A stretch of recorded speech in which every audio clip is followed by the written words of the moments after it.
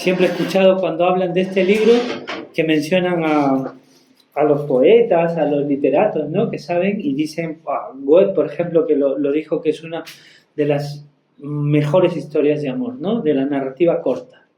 Víctor Hugo también hizo una poesía sobre vos y lo he leído, muy bonita, muy grande. Bueno, grandes personajes han leído la Biblia, obviamente, y se han inspirado también en ella. Pero para nosotros no solo es una historia de amor, no solo es una historia bonita de narración, sino que tenemos que entender también lo que el Señor nos quiere decir, ¿no? A través de esto. Vamos a ver, el libro de Ruth habla sobre una familia. ¿Recuerdan ustedes más o menos la historia? Y si no, luego lo vamos a leer. Es una historia muy, muy conocida, ¿no? Sobre una historia familiar, sobre una familia que sale de Israel y va hacia otro pueblo que es Moab, ¿no? Pero no es cualquier pueblo y no va a otro pueblo, que ahora lo vamos a ver por qué, cuáles son todas las implicaciones que tiene, ¿no? Es una historia podríamos resumirlo en el Salmo 30, que dice: has cambiado mi lamento en baile, ¿no? Porque comienza con una historia, de verdad que lo comienzas a leer y viene tragedia tras tragedia, ¿no?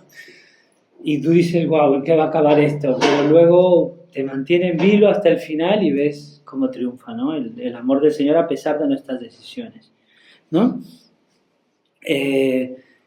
También es un libro diferente porque es un libro escrito desde el punto de vista de una mujer, porque aquí lo narra, ¿no? Lo que le pasa a Noemí, todo lo narra desde un punto de vista femenino. Hay algunos hasta que piensan que puede ser una mujer.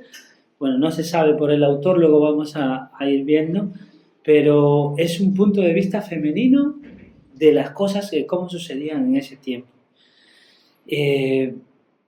No habla sobre la jerarquía ni sobre los jueces, como es el libro justo anterior, sobre la monarquía política o religiosa, sino habla sobre una familia común, una familia corriente, una familia de Israel y lo que le pasa, ¿no? Bueno, al final se ve que es mucho más que esto a través del hilo de lo que el Señor nos quiere contar. Pero no podemos reducir solo su importancia a una gran obra literaria, a un gran cuento romántico, sino tenemos que entender por qué está en el canon bíblico, ¿no? ¿Por qué está en la Biblia?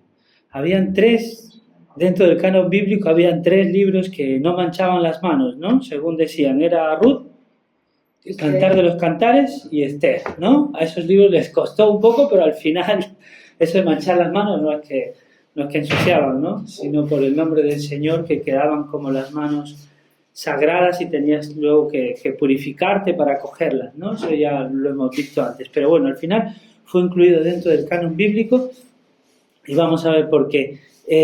Nosotros lo tenemos en nuestra Biblia después de Jueces. ¿Por qué? Porque justamente dice, ¿no? Como comienza... el versículo 1 dice: aconteció en los días que gobernaban los jueces, ¿no? O sea, esta historia está ubicada ahí, no fue que se escribió ahí, sino que se da en ese tiempo, ¿no?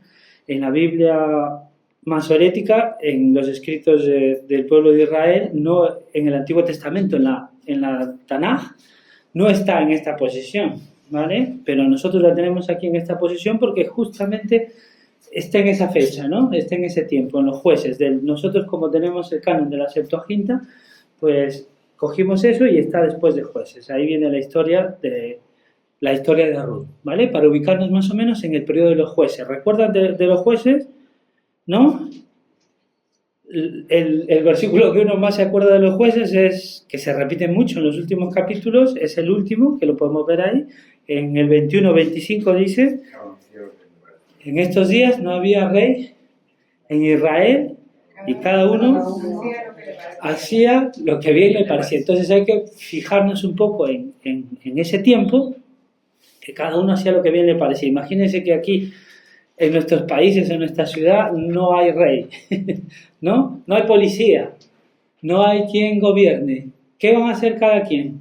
Por lo que les da la gana. Van a hacer lo que se les salga de la nariz, ¿no? Tanto bien o tanto mal. Y a pesar de eso, como dicen, lo hacen porque a veces no hay ni temor, ¿no?, a las autoridades o a la policía, o si los pillan. Imagínense, en ese tiempo no había rey en Israel, no había quien gobernara y cada uno hacía lo que bien le parecía. Eso de bien le parecía significa lo que bien le parecía a sus ojos, de acuerdo a lo que él quería, de acuerdo a su corazón. ¿Y qué dice la Biblia sobre el corazón? Que es engañoso, ¿no? Más que todas las cosas, ¿quién lo conocerá? ¿Vale? Entonces así estaban las cosas. Y dentro de ese tiempo viene una historia, ¿no? Aquí a contarnos. Antes de entrar en la historia, quisiera hablar un poco del libro de Ruth, que toma el nombre de uno de los personajes del libro, aunque Ruth no es quizás el mayor protagonista, hay varios protagonistas, ¿no? Pero quizás aquí uno de los principales protagonistas, que también lo es Ruth obviamente, es Noemí, ¿no? Noemí, que con ella comienza la historia, con ella también termina. Ruth, es verdad, está ahí. Y otro personaje que ustedes recuerdan, Boaz, ¿no? Dentro de los principales. Luego hay otros más, aunque solo se centra en ellos, ¿no? Y lo que nos narra al final es de que narra los antepasados del rey David. Al final lo vamos a ver en la conclusión, ¿no? Pero bueno, eso será más adelante. Ahora solo vamos a ver el capítulo 1. Este libro de Ruth está dentro de los 5 libros llamados Mejillot, o los 5 rollos, que son unos libros especiales que se leen dentro de las celebraciones de Israel, dentro de las fiestas.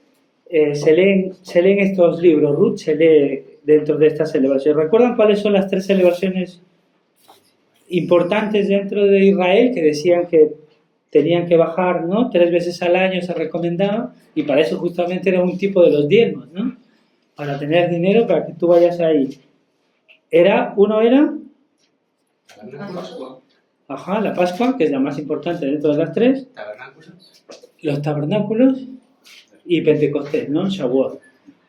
Este libro se lee justo en Shavuot porque también se da justo en este tiempo. Dice en el tiempo cuando llega Ruth, cuando vuelve, ahora lo vamos a ver, justo dice que llega para el tiempo de la cosecha, que por eso se da el momento de trillar en la era la cebada o el trigo, ¿no? Uh-huh. Entonces llega justo en el tiempo de Pentecostés o las fiestas de las semanas, ¿no? El Shavuot en griego. ¿Qué más? Hay varios nombres que ahora los vamos a ver qué significan antes de entrar al libro, porque es importante para tener un marco conceptual de este libro, saber más o menos, ya hemos visto el tiempo en que se dio en Jueces, ahora vamos a ver la ubicación geográfica y luego los nombres, ¿vale? La ubicación geográfica, dijimos, es una familia que sale de un pueblo y que se va a otro pueblo, ¿vale? ¿Eso es común en nuestros días? Sí, ¿no? La migración. La migración por una o por otra causa siempre se da, ¿no? A veces ahora hay muchos refugiados que por guerras están abandonando sus países, o migración por trabajo. En este caso fue una migración por hambre. No había pan, luego lo vamos a ver, ¿vale? Entonces, bueno, ellos estaban en Israel, en la parte, no tenemos el mapa, pero ustedes lo tienen en su cabeza, ¿no? Tenemos el río Jordán, y luego abajo desemboca en el Mar Muerto, ¿no? El Mar Muerto justo aquí, para acá es Israel, y para aquí ahora es Jordania, ¿no? El país de Jordania. Pero en ese tiempo, en esta parte de que es el Mar Muerto, aquí está Judá. Ya apagué la luz. A ver, ahí. Sí, Impresionante demasiado. entonces aquí está el Mar Muerto y aquí está Judá. Judá, aquí está Jerusalén. Justo debajo de Jerusalén, a unos 10 kilómetros, está Belén. Está muy, muy cerca. Está muy cerca. Y Belén, ahora, por ejemplo, no es territorio de Israel, ¿no? Ahora Belén es una ciudad importante de los palestinos. Entonces, bueno, eso por un dato político de ahora. Justo pasando el Mar Muerto para este lado, aquí estaba Moab,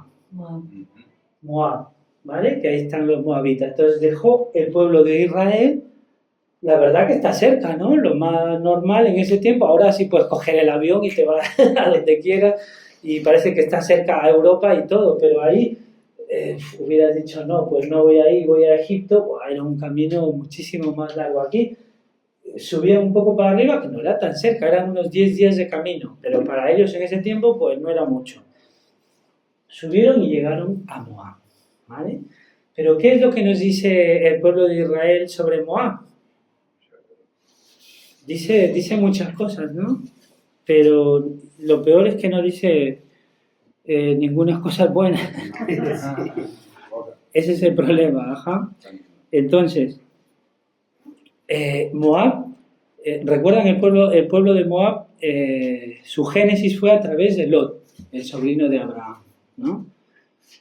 Recuerdan de Sodoma y Gomorra, pasó esto, y luego ellos pues se fueron, las dos hijas de Lot, con Lot a vivir fuera, y ya creían que todo había sido destruido, y ellas para buscar descendencia, ¿no?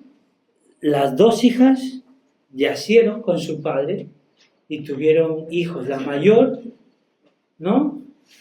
Tuvo un hijo, Moab, y la menor otro hijo, que es Benjamín, ¿no? De los que están más arriba, ¿no? Los amonitas. Eran prácticamente parientes, ¿no? Bueno, eran producto de un incesto primero y luego segundo eran parientes de Abraham, ¿no? O sea, dentro de la línea escogida. Pero a pesar de eso, cuando Israel viene de Egipto y trata de llegar al pueblo, a la tierra prometida, ellos no le facilitaron la llegada. ¿Recuerdan? Moab fue el que contrató a Balaam. Sí. Y ellos contrataron y ellos dijeron, oye, este pueblo por donde pasa arrasa y nosotros ahora sabemos que si Jehová está con ellos, nosotros no le vamos a poder hacer frente. Entonces lo que vamos a hacer es vamos a contratar a alguien que nos maldiga, ¿no? Para que así su Dios se aparte de ellos y nosotros los podamos despachar fácilmente, ¿no? No le quisieron ni siquiera dar paso, demoraron, tuvieron que rodear, le dijeron, no, tú no vas a pasar por acá, por mi tierra. Dijeron, oye, pero solo queremos pasar, que vamos de pasadita. No, le dijeron, no, tú tienes que dar la vuelta. Entonces, a raíz de eso, bueno, de eso hay muchas cosas más, ¿no? No es la canción de Venga a mi casa esta Navidad. La Biblia dice varias cosas sobre ellos. Bueno, no lo busquen, pero en Deuteronomio, por ejemplo, 23, dice sobre los moabitas que no entrarán hasta la 10ª generación en la congregación de Israel. Hasta la 10ª generación. 10ª ya es bastante, ¿no? Son 10, o sea, sus descendientes hasta la 10ª. ¿Y qué pasó aquí? Aquí vemos que Ruth, hemos dicho, es una moabita, porque ellos llegan ahí, se casan y luego vuelve a su pueblo, y Ruth al final es incorporada dentro de la línea del Salvador. ¿Qué pasó? ¿Cuál es el problema? ¿Está bien? Hay varias mujeres dentro de la descendencia, porque en Mateo lo pone, ¿no? La genealogía de Jesús, y hay varias mujeres que son extranjeras. ¿Cuándo se dio la ley? Por ejemplo, Judá, esto lo estaba leyendo y viendo, Judá tuvo de Tamar a Fares, ¿no? ¿Y Tamar de dónde era? ¿De qué pueblo era? ¿Era de dónde? No era judía tampoco, era cananea.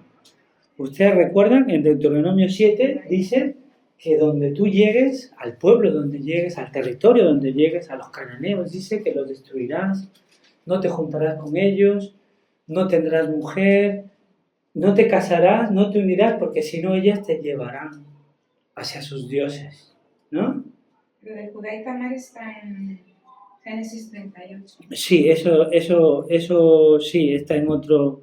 No, pero de esto que te digo que prohíbe que se junten con las cananeas es Deuteronomio 7, el otro sí es la otra historia de Judá. Entonces, y además que, bueno, ya saben ustedes la historia de Judá, tampoco no es una historia muy normal, es también la del Levirato, pero una historia ahí bizarra, ¿no?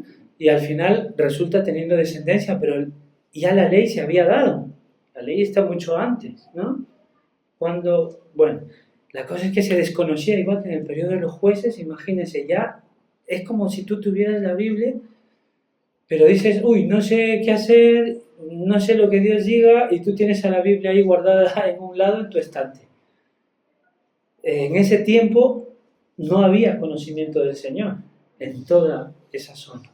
Pero vemos cómo esta familia sí tiene conocimiento del Señor y sí sigue lo que el Señor quiere decir. Entonces, Moab no era un pueblo bien visto y le dice que no buscarás la paz de ellos, ¿no? Bueno, luego hay varias profecías de ellos y a ese pueblo, solo para entender un poco, ¿no? Todo este relato sale de esta región, de esta familia y va hacia Moab. Y después, para mala suerte, porque si vas a un sitio se supone que porque quieres prosperar y porque te va a ir bien y luego tú dices, mira, estoy acá súper bien y eso, pero no. Lo peor es que aquí tampoco les fue bien, por eso comienza con una tragedia tras tragedia y al final tienen que volver. Y no vuelven diciendo, mira, estoy súper bien y ahora voy a hacer, ¿no? No, vuelven, como se diría, con el rabo entre las piernas, ¿no? Vuelven peor de lo que salieron. Entonces la historia, la verdad que al inicio se complica y se complica mucho. Bueno, vamos a ver ahora un poco los nombres. Bueno, esa es la situación. Ahora vamos a ver por qué, luego vamos a entender por qué no hubo problema, que David estuvo dentro de la generación teniendo varias dentro de su línea familiar, por ejemplo, aparte de Tamar, luego tenemos a Rahab también, que era de Jericó, ¿no? También era cananea, y a ella que tenemos que es moabita. Entonces los judíos siempre, claro, siempre ellos tratan de guardar, sobre todo los ortodoxos, ¿no? La pureza y esto y lo otro, pero la Biblia, como dice, les da en su cara demostrando que Dios no los escogió a ellos por ser un linaje especial o por ser una raza especial, sino simplemente porque eran cuestiones de que Él buscaba obediencia y eran cuestiones espirituales y religiosas. Y por eso el Señor, a raíz de estos libros, nos muestra que a pesar de que Él en el Antiguo Testamento había escogido a su pueblo escogido, a Israel, Él tenía, y lo dice claramente, que quería aperturar, ¿no?, la salvación para todos los pueblos, ¿no? Como lo dice en Efesios, luego lo leeremos. Bueno, los nombres. Los nombres ya sabemos que tienen significados, aquí hay varios nombres. A mí me gusta empezar con el de... Hay varios nombres, ¿no? Vamos a empezar con el nombre de Elimelech, que es el padre de familia, el que estaba aquí en Israel. Él se llama Elimelech. Eli significa mi Dios y Melech significa rey. Entonces, mi Dios, mi rey, era su nombre de Elimelech. Y imagínense, miren, ese nombre muy, muy bueno, dentro de esa circunstancia que estaban lejos del Señor, que no habían escuchado, alguien por ahí le pone a su hijo ese nombre, pues está muy bien, ¿no? Pero bueno, él luego con su conducta no hace las cosas bien, pero ese era su nombre, Elimelech. Elimelech se casa con Noemí. ¿Noemí qué significa? Noemí significa agraciada, ¿vale? Agradable. Puede ser, también deriva del nombre Bella. ¿Se acuerdan ustedes de Lamec? De la clase de Lamec. Ahí tuvo, de la descendencia de Lamec, tuvo su hija que se llamaba Naama, que era bella, ¿no? O belleza. Pues Naama viene de la misma raíz de Noemí. Bueno, en hebreo es Naomi, ¿no? Es de Naama, Naomi. Bueno, agradable. Por eso que luego cuando ella vuelve y le dicen, mira, ahí está Noemí, la agraciada. Y ella dice, oye, no me llames agraciada, que mira todo lo que te ha pasado. Llamadme Mara, o sea, amarga, ¿no? No estoy yo para bromas, ¿no? Es verdad que me pusieron este nombre, pero me ha ido totalmente mal. En lugar de Noemí, llamadme Mara.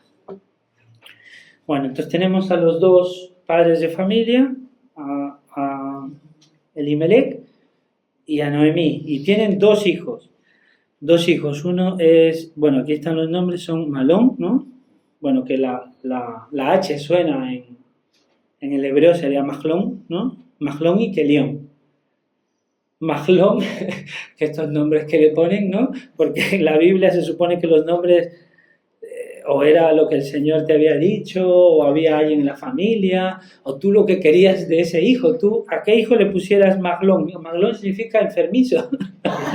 O sea, que este pobre nació ya, nació malo, enfermizo. Imagínate que le pongas tú a tu hijo enfermizo. Y el otro, Kelión, significa debilitado. Polines, ¿no? Imagínate estos hijos. ¡Qué alegría! Ajá. Era la alegría de la casa ahí, ¿no? Estos dos, pues, salen de Belén, ¿no? Encima, otra de las cosas que faltaban es decir que ellos salen de la ciudad de Belén, ¿no? Que ya les dije, Belén está justo al sur de Judá, y Belén se conoce como, por el nombre, la casa del pan, ¿no? La casa del pan, imagínate. A la abuela de Raquel siempre le gustaba la comida de sitios reconocidos, no le gustaba. Allí en Perú siempre hay comida en el suelo, o que venden por ahí en puestitos un poco desasiados. Entonces a ella nunca le gustaba comer de ahí, le gustaba que le traigan cosas de la tienda, de tal cosa. Y entonces siempre ella preguntaba, ¿y de dónde lo has comprado? Y su papá una de esas veces se va y creo que ve unos tamales buenos en la acera de una tienda, y la gente comprando, y los ve muy bien y los compra y los lleva. Y le dice, ¿de dónde los has comprado? Dice que están muy buenos. Le dice, mamá, de la casa del tamal. Que no existía ese nombre. Pues esta es la casa del pan, ¿no? Es la casa del pan. ¿Por qué? Porque había mucha provisión, porque era una zona con muchos ríos, muy verde, era la que proveía pastos y ganado, todo para Jerusalén, donde ellos tenían como su huerta, ¿no? Como Murcia, que es la huerta. Así, en ese tiempo Belén tenía los corderos que iban a ser dedicados al sacrificio del templo, por ejemplo, antes de que estén ahí, o en la fecha que llegaba, estaban ahí pastando, y toda una zona muy verde, con mucha provisión, y por eso se llamaba la casa del pan, Belén Efrata, ¿no? De Efraín. Bueno, entonces de esta zona que ellos vivían, salen y van a Moab. Están en Moab, y los dos hijos se casan con dos chicas, dos moabitas. Una se llama Orfa, significa firmeza, y la otra el otro se casa con Ruth, ¿no? Ruth significa compañera, amiga, compañera. Se casa con Ruth, ¿vale? Bueno, tenemos entonces los nombres para entender un poco el cuadro. Y ahora vamos a ver el autor. El autor, como les dije, como muchos libros del Antiguo Testamento, es anónimo, aunque hay una tradición en la Mishnah, en la Baba Batra, que dice que Samuel escribió ese libro, pero esos son escritos, ¿no?, que no son bíblicos. Pero bueno, más o menos por esa fecha fue que se escribió el libro de Rom. ¿Qué fecha? De los jueces, como les dije, más o menos fueron 330 años, ¿no? El periodo que duró los jueces, más o menos del 1300 al 1000 antes de Cristo. 1300 al 1000. Y sobre todo se escribió cuando ya David era rey, porque al final se enfatiza eso, porque si tú lo hubieras escrito antes, no sabías que de esa línea iba a venir David, ¿no? Claramente. Bueno, entonces, el propósito del libro lo vamos a ver también avanzando, y el problema con los moabitas y con todos los pueblos cananeos, y por eso Dios dice que no te debes de juntar ni unir porque te van a llevar, es porque eran politeístas. Primera de Reyes, podemos buscar 11:7, ese versículo. Primera de Reyes 11:7, por entender un poquitín más a los moabitas. Entonces edificó Salomón un lugar alto a Quemos, ídolo abominable de Moab, en el monte que está enfrente de Jerusalén, y a Moloc, ídolo abominable de los hijos de Amón. Imagínense, el más sabio, ¿no? El más sabio, pues terminó alejándose de Dios y dejó de ser sabio. Se juntó con todos los... se casó con las princesas, ¿no? De todos los reinos de ahí. Dentro de esos está Amón y Moab, ¿no? Y les hizo, dice, templos y altares al dios abominable de los moabitas, que es Quemos, que ofrecían sacrificios humanos a los niños. Creo que era el primer niño o el tercero, era así. Lo sacrificaban al niño en el altar, imagínense. Y eso hacía Salomón en Israel. Entonces era por eso que Dios dice que no debían de entrar en la congregación de Israel. Pero ¿y entonces por qué? Ya les dije, a ver, estaba Judá también, que hizo lo mismo con una cananea. Estaba en este caso Booz, que al final termina casándose con Ruth, ¿no? Y está dentro de la línea sagrada. Porque primero, para los judíos, la maldición, según su tradición, siempre sigue la línea paterna, ¿no? Por la línea del padre, no de la madre. Eso está en el Mishnah. Y luego, segundo, vamos a ver que Ruth es una prosélita, una convertida, ¿no? Una que viene de fuera, según el nombre, a la religión judía, ¿no? Bueno, todos somos extranjeros y peregrinos. Y entonces, como les digo, esto nos enseña del pueblo de Israel como escogido, que no es una cuestión racial, sino es una cuestión religiosa, ¿no? Entonces, ¿qué cosas más? Antes de empezar a ver el capítulo 1 de Ruth, brevemente, tenemos que aquí nos hablan sobre varias leyes en el Antiguo Testamento. Nos habla de la ley del levirato, que es en Deuteronomio 25. Levirato significa el cuñado, el que cuando moría, sin tener descendencia a un hermano, el otro hermano tenía que levantar descendencia. Esa es la ley del levirato, una de las leyes de ahí. Pero otra ley nos habla sobre el pariente redentor, ¿no? De aquí nos habla, y es que este libro, ustedes recuerdan de Maús, cuando iba Jesús, ¿no? Caminando, y dice que les explicó desde las Escrituras todo lo que hablaban de él. Y también habló sobre el libro de Ruth, ¿no? Y de que prefiguraba un redentor, ¿no? El hilo rojo, como lo dicen los autores dentro del Antiguo Testamento, y les habla sobre esto, sobre la gracia de Dios, como lo dice Efesios, dice: los gentiles estaban sin el Mesías, apartados de la ciudadanía de Israel y extraños a los pactos de la promesa, no teniendo esperanza y sin Dios en el mundo. Efesios 2, del 11 al 12, ¿no? Y él les explica que este libro, aparte de ser una historia bonita y eso, tiene más enseñanza y trascendencia, y habla sobre un redentor. Habla sobre el levirato, habla sobre un redentor, y luego cuando terminemos de leer el libro de Ruth, vamos a ver que Ruth nos recuerda a nosotros mismos, ¿no? Un poco escépticos, un poco con las cosas que nos pasan en este mundo, y vos nos recuerda al redentor, ¿no? Al que hace las cosas bien, se podría decir, y nos salva de nuestras decisiones. Vamos a ver cómo vamos. Bueno, más o menos. Entonces,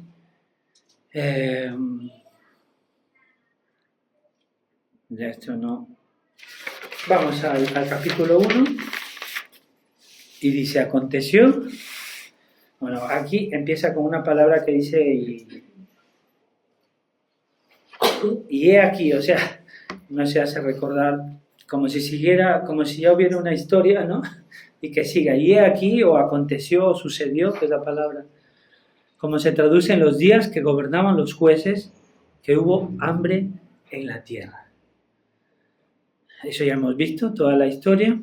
Y un varón de Belén de Judá fue a morar en los campos de Moab, él y su mujer y 2 hijos suyos. El nombre de aquel varón era Elimelech y el de su mujer Noemi.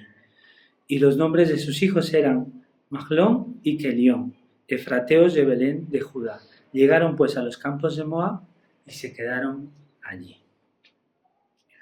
el Señor visita nuestras vidas, visita su pueblo, y en este caso, en el tiempo de los jueces, pues obviamente como no estaban haciendo las cosas bien, Dios normalmente en su pueblo les había dicho, si tú te portas bien, si haces las cosas bien, yo te voy a bendecir, ¿no? Pero si tú haces las cosas mal, Deuteronomio, ¿se acuerdan? ¿No? Pongo delante de ti la bendición y la maldición. Si tú haces las cosas mal, pues te va a ir mal y te va a venir hambre. Entonces lo más usual es de que vino el hambre porque ellos no estaban haciendo las cosas bien, ¿no?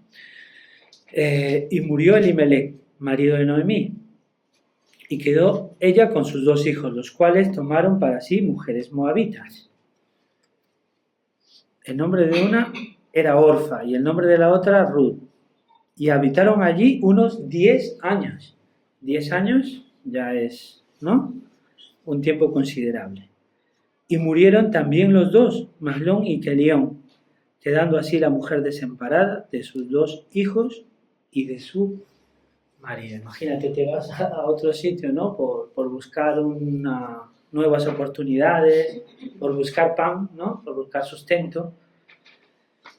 Sale esa familia, que eran 4, después de estar ahí, bueno, se casan, y después de estar ahí 10 años mueren el padre y los 2 hijos. ¿Cómo era una viuda en Israel? Ya lo sabemos, ¿no? Estaba prácticamente desamparada. Las leyes en Deuteronomio le dicen, hacen hincapié al pueblo de Israel diciéndole, no habrá pobre entre vosotros, porque son tus hermanos. Ahí la propiedad de la tierra estaba vinculada a una familia y por eso no te podías casar con otra tribu, porque la tierra era perteneciente como a la familia. Entonces, si tú vendías o te casabas con otra tribu, esa tierra se iba a otro lado y la familia como que se quedaba sin sustento. Entonces, hay muchas leyes para proteger tanto a la gente normal como a la gente sobre todo desamparada, para que no haya pobres, para que no haya mendigos, para que no haya una persona que esté pidiendo. Dice, puedes dar dinero a intereses a los de fuera, pero no a los de tu pueblo. Y al final no se vendía las tierras, sino se vendía el uso, el tiempo de uso hasta el jubileo. Si tú veías que estaba muy lejos, pues pagabas más. Si veías que ya te tocaba, que estaba muy cerca, pagabas menos, porque en ese tiempo esa propiedad volvía otra vez a sus dueños. Todo un conjunto de legislación para que no haya pobres. Pero luego también en Deuteronomio, y también lo dice Jesús, dice, porque siempre habrá pobres como ustedes, ¿no?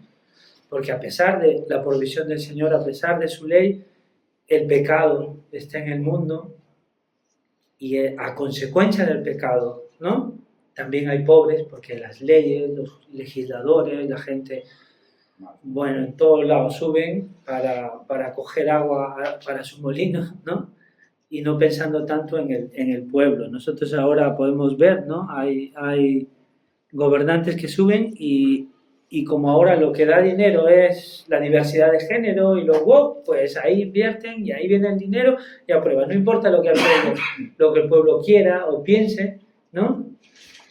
Como decía ayer Ismael, con un ejemplo, no es para entenderlo, ¿no? No es que sea lo mismo. Él dice, por ejemplo, Ismael, que es del Madrid, ¿no?, que dice... Dice, si hicieran caso a las encuestas, no metieran más a Vinicius. Porque parece que la hinchada ya lo tiene claro. Pero no, los que dirigen son los dirigentes, el técnico tiene otra visión. Es igual, aquí el político va por su bola y hace lo que más le interesa y por donde esté dinero. Y no le importa lo que piense el pueblo. Bien o mal, así estamos. Entonces, a pesar... Una viuda en este tiempo, sobre todo si no tenía parentela, pues estaba desolada, desprovista en el Nuevo Testamento. En el Nuevo Testamento, imagínense, 1000 años después, todavía le dice, ¿no? Le dice Pablo que tiene que tener a las viudas que en verdad lo son, que se han preocupado, que están siempre velando, porque ahí todavía seguía esa desolación, se podría decir, de las mujeres viudas. Y encima aquí vienen 2 viudas, ¿no? Porque viene Ruth, viene Noemí, pero con Ruth, con su nuera. Y las dos eran viudas. Noemí había tenido 2 hijos, es verdad, pero ya estos 2 hijos habían muerto. Pero Ruth había estado casada, había estado 10 años ahí y no había tenido descendencia, ¿no? Y no es porque usaban métodos anticonceptivos, en ese tiempo no había tenido descendencia. Vienen 2 viudas, encima no solo una viuda, que ellas no tenían derecho a heredar, ellas heredaban si es que tenía a través de un hijo, varón sobre todo, si no de una mujer también, si no habían varones, pero todas las propiedades que eran de Elimelech, ¿no? En el tiempo de irse, ella no las podía usar. Por eso que llega y está prácticamente desamparada. Eso, bueno, lo veremos más adelante. Entonces dice, se levantó. El versículo 6 dice, después de que vio lo que pasó y se levantó, dice, con sus nueras y regresó de los campos de Moab, porque oyó en el campo de Moab que Jehová había visitado a su pueblo para darles pan. Se fueron por falta de pan y ahora ella está escuchando que en su ciudad, en su país, en Belén, donde salió, ya escucha que hay pan. Dice, y el 7 dice, salió pues del lugar donde había estado y con ella sus 2 nueras y comenzaron a caminar para volverse a tierra de Judá. Normalmente en este tiempo dice que no se solían despedir en la casa, sino que les acompañaban un trecho, que era lo normal, y ahí se despedían. Y Noemí dijo a sus 2 nueras, andad, volveos cada una a la casa de su madre. Lo normal es a la casa de su padre, pero es la verdad que luego las mujeres entraban en la tienda de la madre, ¿no? Pero bueno, la casa de tu madre, Jehová, haga con vosotros misericordia, como lo habéis hecho con los muertos y conmigo. Ruth se está preocupando por estas 2 chicas, dice, yo soy mayor, estas 2 chicas todavía son jóvenes, están en su pueblo, en su casa, con sus padres, ¿no? Con su familia, con sus costumbres, con sus dioses, ¿no? Les va a ir mejor aquí si se quedan ellas 2, ella está velando, ¿no? Por estas 2, que viniéndose conmigo, que yo estoy viuda, que no tengo nada allí, que voy a estar desprotegida y desvalida y encima las voy a llevar a ellas 2, voy a ser una pasando hambre, pero vamos a ser 3 pasando hambre. Ella, de cierta manera, quiere protegerla, ¿no? Pero esos no son los planes de Dios.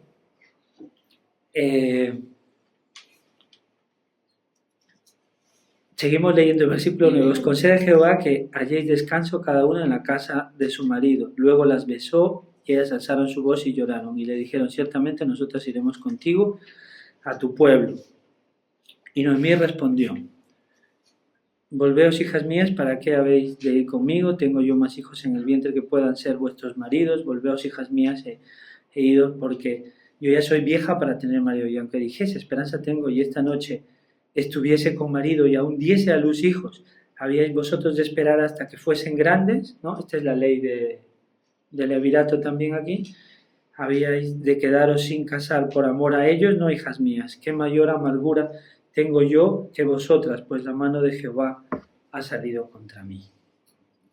Y ellas alzaron otra vez su voz y lloraron, y Orfa besó a su suegra, mas Ruth se quedó con ella, ¿no? Y Noemí dijo, he aquí tu cuñada se ha vuelto a su pueblo y a sus dioses, vuélvete tú tras ella, vuelto a su pueblo y a sus dioses. Imagínate, ellos habían estado ahí 10 años, 10 años, ¿sabes? No es 1 año ni 2, 10 años. Y ellos, si de verdad Elimelech y Noemí, que sí parece que eran judíos y creyentes, porque además ella dice, la mano de Jehová reconoce, ¿no? A la soberanía de Jehová, pero en este momento solo reconoce la soberanía y como que la mano de Jehová está contra ella y que le ha ido fatal, pero luego más adelante en el libro vamos a ver que sí, Dios es soberano, pero también es misericordioso, ¿no? A pesar de esas malas decisiones que a veces nosotros tomamos, el Señor, a pesar de eso, nos bendice, ¿no? Si Noemí hubiera leído el libro de Ruth, ¿no? Y hubiera visto que luego de su descendencia venía David, a ver, no es que se hubiera consolado, pero sí se hubiera alegrado. Al final ella termina consolada, ¿no? Con un hijo, porque le nació un hijo, ¿no? Le nació un hijo que se llamó Obed, ¿no? bueno, le nació a Ruth, pero todas en el pueblo decían, a Noemí le ha nacido un hijo, ¿no? Porque ellas sabían toda la historia. Entonces, en estos 10 años, Ruth y Orfa tienen la oportunidad de vivir con esta familia que era judía. Y los judíos ya sabemos que son muy suyos, que tienen sus costumbres, ¿no? Es verdad que no se tratan de mezclar, aunque ellos se mezclaron aquí con ellas dos, pero seguro que guardaban la ley, seguro que oraban, seguro que le contaban la historia, Noemí a ellas dos, y al final el Señor va obrando en sus vidas y las va convirtiendo, sobre todo a Ruth, porque Orfa al final se va, que al final cada quien toma su decisión. Pero Ruth comienza a entender que hay un Dios, un único Dios, comienza a entender que ese Dios se llama Jehová y que está ahí al lado, ¿no? Y entonces cuando Ruth decide volver, Noemí decide volver, Ruth le acompaña, porque mira, ella le dice, vuelve a tu pueblo y a tus dioses. Nosotros estamos acá para brillar, es como decirle a un inconverso, oye, mira, no vengas al culto, anda, anda a la fiesta, ¿no? Vuelve para allá, ¿no? Tú estás aquí para hablar, para tratar de convertir, y ella no lo había visto, es verdad, que quería lo mejor para Ruth, porque si no va a decir, mira, yo voy a ir de viuda, voy a estar sola, seguro que no voy a tener trabajo. Ya saben, en la antigüedad fuera de Israel, una mujer sola se dedicaba a cosas malas para poder sobrevivir y esto es. Y ella, Ruth dice, Noemí, dice, pues yo no quiero lo mismo para ella es joven todavía y se puede casar. Entonces sé que tiene necesidades, sé que tiene necesidad de sustento, necesidad de seguridad, todas esas necesidades que lo puede suplir su matrimonio. Pero ella no ve la principal necesidad, la mayor necesidad. No es un matrimonio, sino la mayor necesidad es conocer al Dios de Israel, es tener a Dios en tu vida, a Cristo, y que Él te pueda salvar de tus vidas y tus pecados. Ella veía lo material, pero Jehová está por encima y veía lo espiritual. Entonces, esto ya tengo que terminar. Respondió Ruth, esta frase lo conocemos, ¿no? Es muy... Pero esto le dice, bueno, eso lo conocemos porque siempre lo dicen en parejas, en enamorados y eso, pero esto no es de enamorados ni de pareja, que obviamente se puede aplicar. Esto le está diciendo una nuera a su suegra, ¿no? Esto es lo que nosotros tenemos que hacer y llegar, ¿no? Porque ya parece que viene alguien a tu casa y es la que te quita el hijo, la que te quita la hija. No. Son los que vienen a sumarte a tu familia, no te lo quitan, vienen a incrementar tu familia, ¿no? Así los tienes que ver. ¿Y qué le dice? Ruth le dice, no me rogues que te deje y me aparte de ti, porque a donde quiera que tú fueres, iré yo, y donde quiera que vivieres, viviré. Tu pueblo será mi pueblo y tu Dios mi Dios. Donde tú murieres, moriré yo, y allí seré sepultada. Así me haga Jehová y aún me añada, que solo la muerte hará separación entre nosotras dos. Y viendo a Noemí que estaba tan resuelta a ir con ella, no dijo más. Anduvieron pues ellas dos hasta que llegaron a Belén, y aconteció que, habiendo entrado en Belén, toda la ciudad se conmovió por causa de ellas y decía, ¿no es esta Noemí? Y ella respondió, no me llaméis Noemí, sino Mara, porque en grande amargura me ha puesto el Todopoderoso. Yo me fui llena, pero Jehová me ha vuelto con las manos vacías. ¿Por qué me llamáis Noemí? Ya que Jehová ha dado testimonio contra mí, el Todopoderoso, el Shaddai, me ha afligido. Así volvió Noemí y Ruth la moabita, su nuera, con ella. Volvió de los campos de Moab y llegaron a Belén al comienzo de la siega de la cebada. ¿Vale? ¿Qué familia te ha tocado? A veces te puede tocar una familia con un enfermizo, con un débil, ¿no? Te pueden tocar situaciones y circunstancias adversas, pero el Señor está sobre eso. Es bueno tener, como les dije, un matrimonio, pero la mayor necesidad del ser humano es conocer a Dios, devolvernos de nuestros ídolos al Dios de Israel. Y solo por Cristo podemos recibir el don de la gracia, el perdón de nuestros pecados y tener vida eterna. Él es el único refugio donde podemos encontrar seguridad, descanso, protección, sostén, no solo en esta vida, sino por los siglos de los siglos.